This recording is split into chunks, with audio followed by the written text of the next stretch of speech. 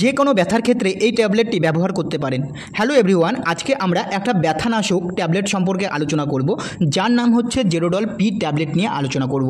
এই যে ট্যাবলেটটি দীর্ঘদিন ধরে খেলে কি ক্ষতি হতে পারে, এর composition, dose, side effect, mechanisms of action অর্থাৎ কীভাবে কাজ করে ওষুধটি আমাদের বডিতে গিয়ে, এর ইউজেস সমস্ত বিস্তারিত আলোচনা করব আজকের এই ভিডিওতে। তাই ভিডিওটি স্কিপ না করে সম্পূর্ণ দেখার অনুরোধ রইল, এবং যারা এখনও চ্যানেলটিকে সাবস্ক্রাইব করনি তারা অবশ্যই চ্যানেলটিকে সাবস্ক্রাইব করে দাও এরকম নতুন নতুন মেডিসিন সংক্রান্ত তথ্য পাওয়ার জন্য।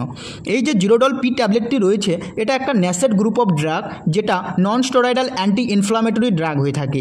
এটি Ipca laboratory limited company manufacture করে থাকে। সাধারণত এক পাতায় 10টা করে ট্যাবলেট থাকে, যার দাম হচ্ছে 65 টাকা থেকে 70 টাকার মধ্যে। কিন্তু আপনারা যে কোনো মেডিকেল স্টোরে বা অনলাইনে কিন্তু পারচেস করতে পারেন।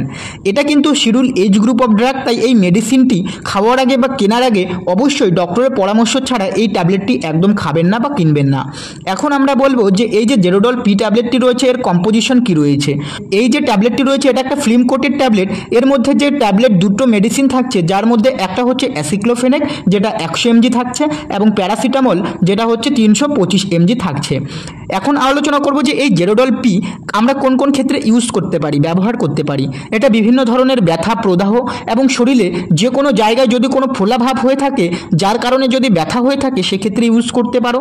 এছাড়া পেশি ব্যথা, কোমর ব্যথা, মাথা ব্যথা, যদি জয়েন্টে জয়েন্টে ব্যথা হয়, তীব্র এবং দীর্ঘস্থায়ী যদি ব্যথা হয়, অনেক পুরনো ব্যথা যদি হয়ে থাকে, সেক্ষেত্রেও তোমরা এই ট্যাবলেটটি খেতে পারো।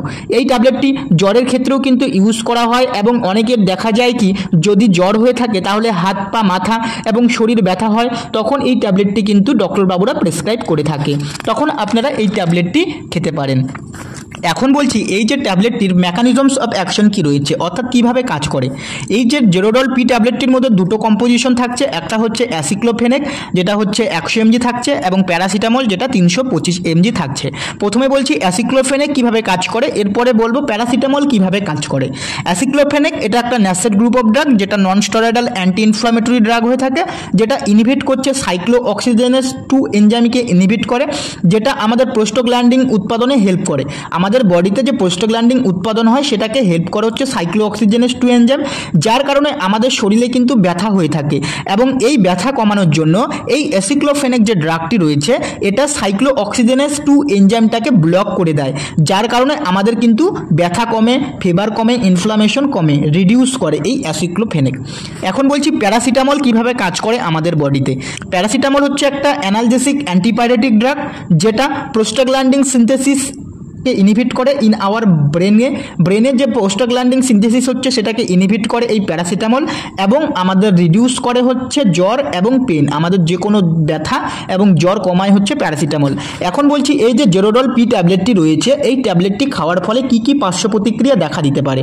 যে পার্শ্ব প্রতিক্রিয়াগুলি দেখা দেয়, নিউজিয়া হতে পারে, বমি হতে পারে, পেটে ব্যথা হতে পারে, হচ্ছে ডায়রিয়া হতে পারে, এই সমস্ত সাইড এফেক্টগুলি দেখা দিতে পারে।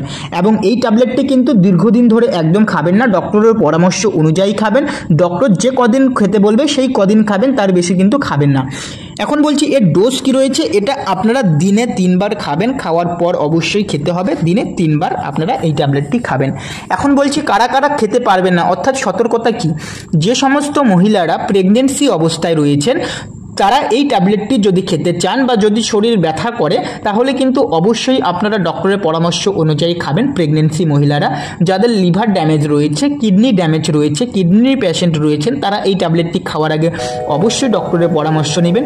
যদি কারো হার্টের প্রবলেম থেকে থাকে, সুগারের প্রবলেম থেকে থাকে, হাই ব্লাড প্রেশারের প্রবলেম থেকে থাকে, তারা কিন্তু এই ট্যাবলেটটি খাওয়ার আগে অবশ্যই ডক্টরের পরামর্শ নেবেন। এবং অ্যালকোহল সেবন করে কিন্তু এই ট্যাবলেটটি একদম খাবেন না। আশা করি আপনাদের ভিডিওটি ভালো লেগেছে। যদি ভিডিওটি ভালো লাগে অবশ্যই চ্যানেলটিকে সাবস্ক্রাইব করে পাশে থাকবেন।